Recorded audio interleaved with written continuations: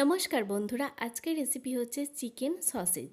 কি করে বাড়িতেই কম সময়ে কিন্তু চট জলদি একটা সুস্বাদু রেসিপি বানাবেন, চলুন আপনাদের সাথে শেয়ার করি। প্রথমেই নিয়েছি ছোট ছোট টুকরো করে কেটে রাখা বোনলেস চিকেন।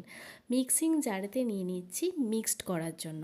ভালোভাবে পেস্ট করে নিচ্ছি কিন্তু বোনলেস চিকেনগুলো। দেখুন, বোনলেস চিকেনগুলো আমরা কিন্তু এই মিহিভাবে পেস্ট করে নিয়েছি।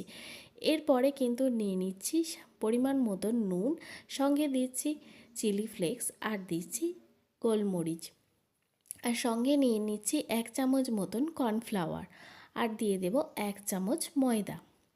আমার রেসিপি যদি ভালো লাগে অবশ্যই চ্যানেলটিকে শেয়ার, সাবস্ক্রাইব এবং লাইক করবেন, আর ছোট্ট কমেন্ট করবেন কেমন হয়েছে রান্নাগুলো।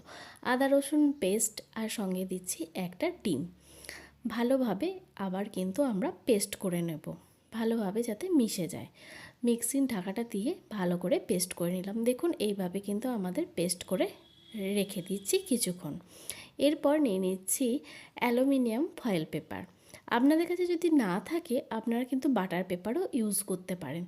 একবার হলেও কিন্তু এটা বানিয়ে রাখবেন, অনেক দিন কিন্তু ফ্রিজ আপও করতে পারবেন। চটজলদি কিছু যদি স্ন্যাক্স খেতে ইচ্ছা করে বা পেট ভরার জন্য হেলদি এবং টেস্টি কিন্তু এই চিকেন সসেজ একবার হলেও কিন্তু ট্রাই করে দেখবেন।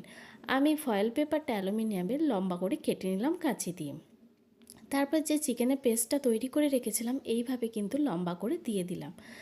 দেখুন, আমি যেভাবে কিন্তু ভাঁজ করছি এইভাবে কিন্তু রোল রোল করে কিন্তু চিকেন সসেজগুলো রেডি করতে হবে। এইভাবে ভালো করে হাতের সাহায্যে প্রেস করে একটু গোল শেপ দিয়ে নিতে হবে। তারপরে চকলেটের মতন বা লজেন্সের মতন এইভাবে পেঁচিয়ে দিতে হবে। আমি কিন্তু অলমোস্ট সমস্ত সসেজগুলো রেডি করে নিয়েছি। আপনাদের সাথে একটা দেখিয়ে দিলাম, বাকি দেখুন আমি এরকম রেডি করে নিয়েছি। এরপর গ্যাস ওভেনে কড়াইতে গরম জল বসিয়ে দিলাম, যাতে জলটা তাড়াতাড়ি গরম হয়ে যায়। ঢাকা দিয়ে জলটা গরম করতে দিলাম। 5 মিনিট পর কিন্তু আমি ঢাকা খুলে সসেজগুলো দিয়ে দিলাম। বুঝতেই পারছেন জলটা ফুটন্ত ছিল। 15 মিনিট পর কিন্তু আমরা সসেজগুলো তুলে নেব। দেখছেন কতটা ফুলে ফেপে গেছে। আমাদের কিন্তু সসেজ অলমোস্ট রেডি হয়ে গেছে। চিকেন সসেজগুলো ঠান্ডা করে আপনাদের সামনে ফিরে এলাম। দেখুন, এইভাবে কিন্তু খুলে নিলেই অ্যালুমিনিয়াম ফয়েলগুলো ছেড়ে যাবে। আমি ছোট ছোট করে গোল গোল করে কেটে নিয়েছি, আপনারা চাইলে বড় করেও কাটতে পারেন। তারপরে বাটারেতে অল্প একটু ফ্রাই করে এটা কিন্তু খেতে পারেন, বাচ্চাদেরও খাওয়াতে পারেন।